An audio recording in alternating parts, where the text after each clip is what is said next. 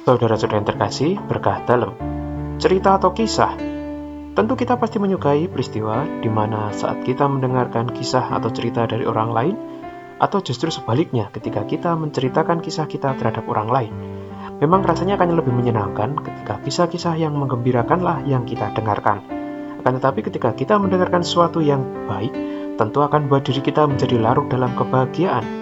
Begitu pula perasaan ketika kita mendengarkan kisah-kisah yang menyedihkan atau tidak mengenakan, hati kita pun akan ikut tenggelam dalam kesedihan atau membuat diri kita tidak semangat.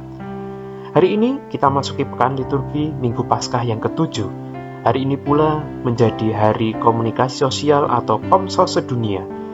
Pada peringatan Hari Komsos Sedunia yang ke-54 tahun ini, Paus Fransiskus mengajak kita semua untuk merenungkan tema mengenai hidup menjadi cerita, menjahit kembali yang terputus dan terbelah.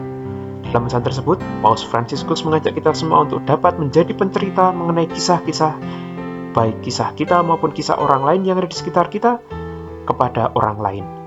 Hari ini dalam bacaan Injil, kita juga mendengarkan kisah di mana Yesus menceritakan kepada Allah Bapa segala hal yang baik yang sudah dilakukan oleh para murid. Oleh karena itu, Yesus mohonkan berkat dari Bapa untuk kita semua. Yesus mendoakan kita semua.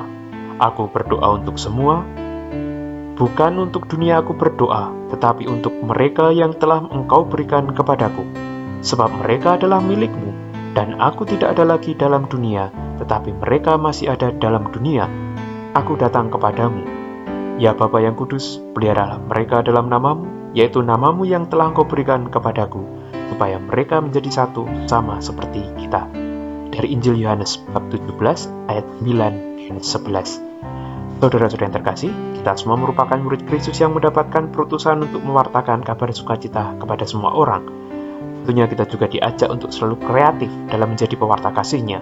Salah satunya dengan menggunakan media komunikasi yang ada saat ini.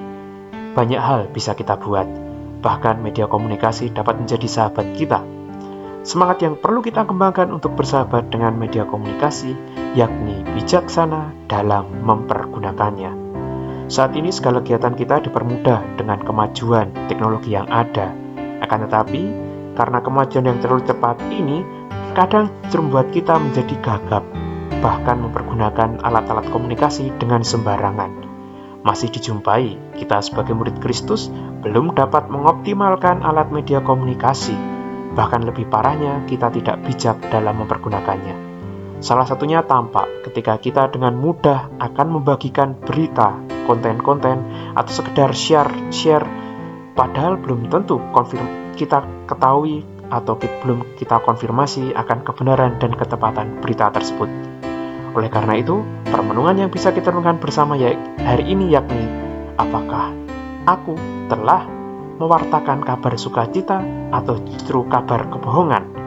Apakah aku sudah mengoptimalkan sarana media komunikasi sebagai cara pewartaan di zaman saat ini? Marilah kita berlomba-lomba mewartakan berkat sukacita kepada orang lain, bukannya mewartakan kutuk, kesedihan, atau berita hoax. Tuhan senantiasa memberkati langkah perjalanan kita, berkah dalam.